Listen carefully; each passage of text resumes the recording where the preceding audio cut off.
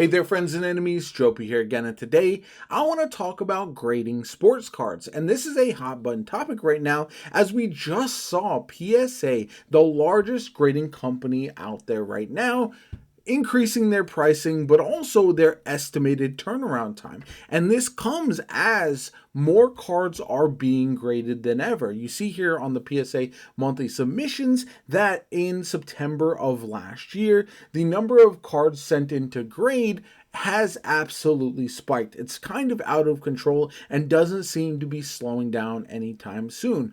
But part of the downside of all of these changes is obviously increased price for collectors, especially those who are not submitting an awful lot of cards to be submitted or to be graded, but also there's been a distinct turnaround in the public perception of PSA lately. Not only does the quality control feel worse than ever, but they're also buying up a lot of their competition, such as Beckett, and that leads to a lot of questions about whether this will become something of a monopoly. And there are other grading companies out there as well, but they just don't retain the same value as PSA, and that's a big part of the issue that we're facing right now. So if you are looking to grade cards, you need to know not only why you are grading cards. If it's just for your personal collection and you don't care about increasing value monetarily, then it really doesn't matter. You're better off picking whatever grading company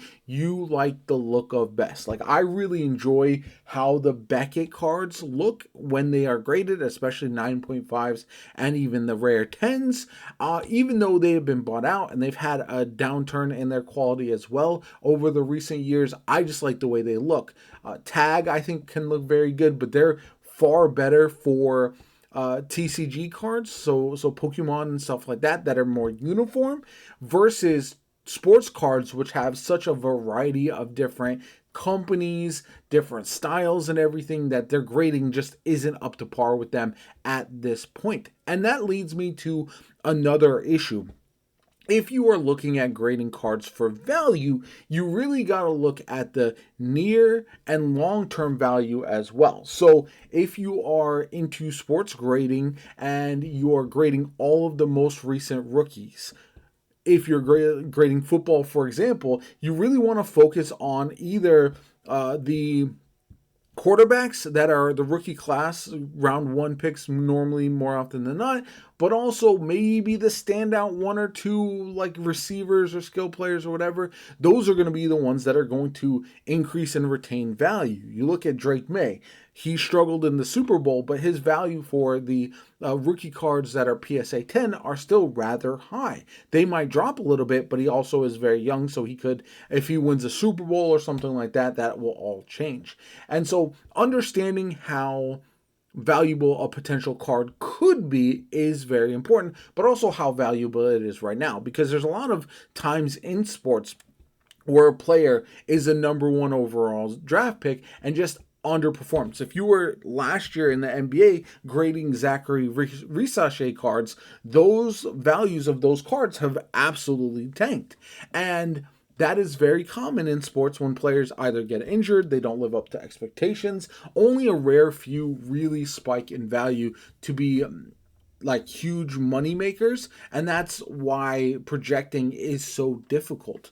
But again, it all comes back to what you're doing it for. I know that I personally am a combination of collector, and then I do want to increase my value in the long term of my card collection, because I look at Victor Wembanyama, Cooper Flag, these cards that I think will retain value even if they don't hit the heights of what their potential says they could hit. So, and I'm a Spurs fan, so that obviously has me collecting Wemby a lot more than I would otherwise. I have a lot more Stephon Castle cards, but I'm less likely to send those Castle cards into submission for grading because I know the value. If I am submitting 10 cards and two of them get 10s, but those 10s are worth under $100, it hasn't made up for the 9s and the 8s that I got, so I'm losing money on that transaction. And it's worse when you're really ramping up the amount of cards that are in circulation. I think that's something that a lot of these new collectors who are getting their cards graded don't realize is that in Pokemon, for example, graded card prices have spiked for the recent years. And yet, if you continue to grade too many cards, there are too many of the same cards that are graded, those values are absolutely going to plummet. And so, again, that comes down to what you are looking to do. If you're just looking to flip, then you're better off looking at the cards that are going to get the most money right now if they are PSA 9, PSA 10, and then flipping those. Or if you do see that some of the other companies, CGC or something like that, are close enough and you feel more comfortable that you're going to get a high grade on those and you want to flip those instead, that is also a viable option. But you don't want to just look at every card and say, okay, this card looks good to my naked eye, I'm going to submit it and get it graded, because what then could potentially happen is you get a bunch of 8s and 9s and no 10s, and now all of a sudden you've lost a big chunk of money getting these cards graded. Now, there are ways to, again, get the best bang for your buck. And that's what I think a lot of people are not looking for.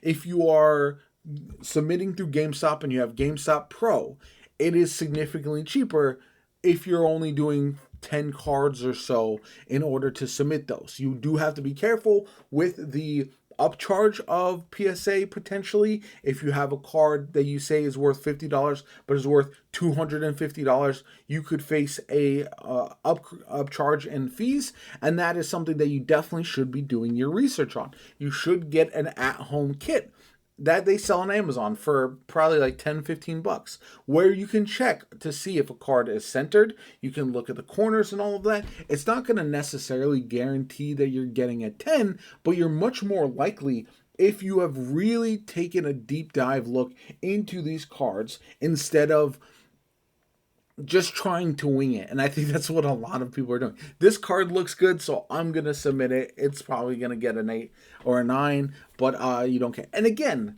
if your only purpose is collecting, you just want to put some of those cards in slabs and you don't care the grade, that is perfectly fine and it makes a lot of sense. But I'd argue in that case, you'd be better off going with a much cheaper grading company than PSA. If you're looking for even somewhat to retain the value, PSA is still unfortunately the king. For the foreseeable future, it will be unless people stop purchasing them. But the gap between PSA and everyone else is so large right now that it just doesn't feel like that's going to change anytime in the near future without a complete collapse of the market. And I just don't see that. Now, there are also other factors to keep in mind. I think that because of all the submissions, older cards that were graded previous, like 5-10 years ago, might be valued a little bit higher in the near term than they are valued in the long term. And I think that's something to definitely keep in mind. I think that's a very viable option, that we're going to see a lot of these cards that are like 70s, 80s, 90s especially, that have been graded in the past, retain their value a lot more. But long term, we don't know how that's going to shake out. So I wouldn't necessarily be as concerned about that. I just think that, again, understanding what you are doing, why you are doing it, and how to do it is so important. But so many people, so many collectors, so many people in the hobby just tend to wing it, that I think it causes a lot more problems. And that's kind of what we're seeing right now. And I hope it changes. I like getting cards graded. I like getting graded cards. I have quite a few of them. I have some from random. I have GMA, for example, just a random slab companies, and then I'll have your PSA cards as well. And I just feel like obtaining them can be very enjoyable. It can be nice to display them and everything like that. But it just depends on what you are ultimately in the hobby for. What is the, like, if you like displaying them, that's fine. If you like the old ones, that's fine. But just understand what you're getting yourself into. So if you want me to do a deep dive into some specific things, like understanding the the way the upcharge works for PSA, under like breaking down the difference between the grading companies, talking about how to submit a card through GameStop or other places to try to save a little bit of money. Let me know in the comments down below. Like the video as always, comment, subscribe. I hope you enjoyed it. Have a good one, and I'll catch you all later.